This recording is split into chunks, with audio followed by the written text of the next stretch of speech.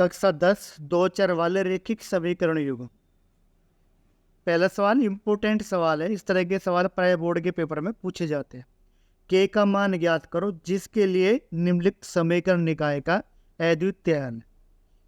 तो सबसे पहले तो इन समीकरणों को हम लिखेंगे 4x प्लस के 3y, यानी कि 10 को भी इधर ले जाएंगे तो बराबर 0, पहली समीकरण। और यहाँ पे kx माइनस 8y माइनस 7 बराबर 0, इसको तो ऐसे ही लिख लेंगे। अब इनकी तुलना करेंगे। पहली समीकरण की तो a1x जमा b1y जमा c1 बराबर 0, वे दूसरी समीकरण की a2x जमा b2y जमा c2 बराबर 0 से तुलना करने पर तुलना करेंगे तो यहाँ देखेंगे x का गुणांक a1, यहाँ पे x का गुणांक 4, तो a1 की वैल्यू 4, यहाँ y का गुणांक b1, यहाँ y का गुणांक 3, तो b1 की वैल्यू 3 और c1 की वैल्यू जो है माइनस के 10। यहाँ पे निकाल लेंगे a2 की वैल्यू k, यहाँ पे निकाल लेंगे b2 की वैल्यू -8 और c2 की वैल्यू माइनस के 7। यानी कि सबसे पहला काम क्या करेंगे, इनकी वैल्यूज निकाल लेंगे। अब कंडीशन क्या दे रखी, अद्वितीय हल है। यहाँ लिखेंगे चूंकि निकाय का अद्वितीय हल है और अद्वितीय हल ही कंडीशन होगी, इसलिए a1 upon a2 equal to not b1 upon के b2, यानी कि ये कंडीशन होगी अद्वितीय हल की। अब क्या करेंगे, a1 की वैल्यू रखेंगे 4, a2 की वैल्यू रखेंगे k, बराबर नहीं है b1 की वैल्यू रखेंगे 3 और b2 की वैल्यू रखेंगे माइनस के 8। अब क्या करेंगे, k की गुणा इसमें करेंगे 3k इक्वल टू नोट इसकी इसमें करेंगे 8 चौक 32, माइनस के 32 आ गए। तो यानी कि जो k की value k equal to not आया माइनस के 32/3। इसका मतलब हुआ -32/3 को छोड़ के, यानी कि k का मान -32/3 नहीं होना चाहिए, बाकी कुछ भी हो सके जिनके लिए समीकरण जो है अद्वितीय हल हो। अगला जो सवाल है जो कह रहा a का मान ज्ञात करो जिसके लिए निकाय का अद्वितीय हल है, यानी कि ये कंडीशन, पहली कंडीशन में ये। तो हम क्या करेंगे, समीकरण लिखेंगे। पहली समीकरण है 2x प्लस ay, 1 को इधर लेंगे तो -1 बराबर 0, पहली समीकरण। दूसरी समीकरण है 3x माइनस 5y, 7 को इधर लेंगे -7 बराबर 0, दूसरी समीकरण है। अब क्या करेंगे, पहली समीकरण की तो a1x जमा b1y जमा c1 बराबर 0, व दूसरी समीकरण की a2x जमा b2y जमा c2 बराबर 0 से तुलना करने पर।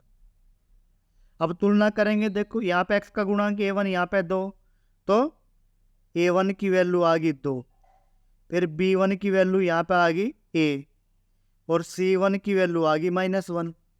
यहाँ पे निकाल लेंगे a2 की वैल्यू आ गई 3, b2 की वैल्यू आ गई -5 और c2 की वैल्यू आ गई -7। ये निकाले। कंडीशन देखो हमें क्या दी है, अद्वितीय हल है, यानी कि निकाय का क्या है, अद्वितीय हल है। यहाँ पे लिखो चूंकि निकाय का अद्वितीय हल है,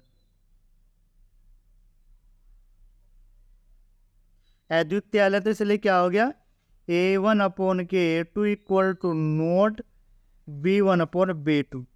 a1 की वैल्यू 2, a2 की value 3 equal to not b1 की वैल्यू a और b2 की वैल्यू -5। तो इसकी इसमें गुणा करेंगे 3a इक्वल टू नोट -10, तो a इक्वल टू नोट -10/3, यानी कि a का मान -10/3 नहीं होना चाहिए, बाकी कुछ भी हो जिनके लिए जो है निकाय का अद्वितीय हल हो। अब दूसरी कंडीशन, निकाय का कोई हल ना हो। यानी कि समीकरण में वही दी हुई है, समीकरण दे रखी है हमें, यानी कि 2x प्लस ay माइनस 1 बराबर 0 पहली, दूसरी दे रखी 3x माइनस 5y माइनस 7 बराबर 0 दूसरी। यानी कि समीकरण यही दी हुई है और यो कह रहा निकाय का कोई हल ना हो। तो क्या करेंगे,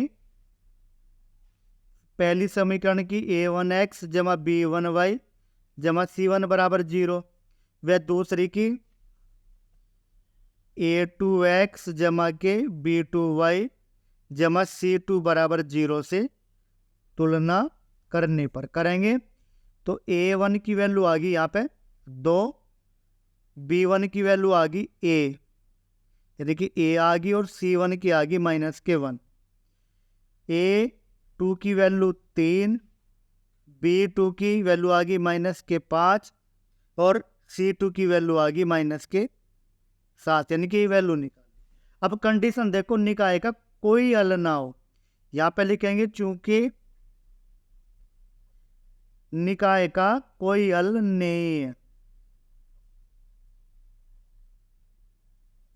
जब कोई हल नहीं है, कोई हल नहीं वाली कंडीशन लगा देंगे, तो चलिए a1/a2 equal to b1/b2 equal to not c1/c2, यानी कि ये वैल्यू लगा देंगे।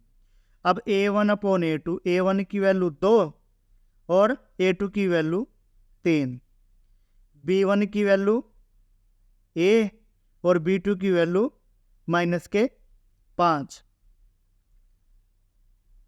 और c1 की वैल्यू -1 और c2 की वैल्यू जो है माइनस के 7, यानी कि ये वैल्यू रख देंगे यहाँ पे बराबर नहीं है। अब ये कंडीशन देखेंगे, आगे देखेंगे ये,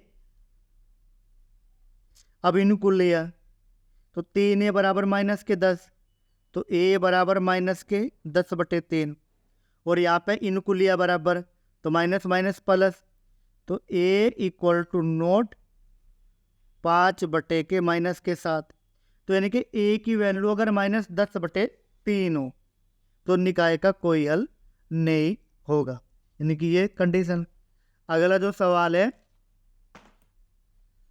इसी कंडीशन में जो है तीसरी कंडीशन पूछिए, और तीसरी कंडीशन में कह रहा है समीकरण वही है हमारी, यानी कि 2x प्लस ay माइनस 1 बराबर 0 पहली समीकरण, और दूसरी समीकरण भी वही है, यानी कि 3x माइनस 5y माइनस के 7 बराबर 0, यानी कि कंडीशन में वही दे रखी समीकरण। तो हम क्या करेंगे, a1x जमा b1y जमा c1 बराबर 0, वह दूसरी समीकरण की a2x जमा b2y जमा c2 बराबर 0 से तुलना करने पर, जब तुलना करेंगे तो a1 की जो वैल्यू 2, b1 की वैल्यू a और c1 की वैल्यू -1, यानी कि x का गुणांक a1 x का गुणांक 2, इस तरह b1 इस तरह an, इस तरह हम निकालेंगे a2 की वैल्यू 3, b2 की वैल्यू माइनस के 5 और c2 की वैल्यू माइनस के 7, यानी कि वैल्यू निकाल लेंगे। अब निकाय के अनंत अनेक हल, तो कंडीशन लिखेंगे चूंकि निकाय के अनंततः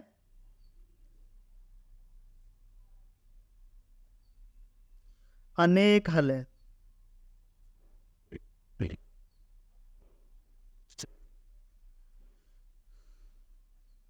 जब अनेक हल है तो क्या हो गया, कंडीशन लगाओगे a1/a2 equal to b1/b2 equal to c1/c2। तो कंडीशन लिखेंगे a1 की वैल्यू 2, a2 की वैल्यू 3, b1 की a, b2 की माइनस के 5, c1 की -1 और c2 की माइनस के 7, यानी कि पहले इन दो को लेंगे, तो 2/3 इक्वल टू a/के -5, तो 3a बराबर -10, तो a बराबर माइनस के 10/3।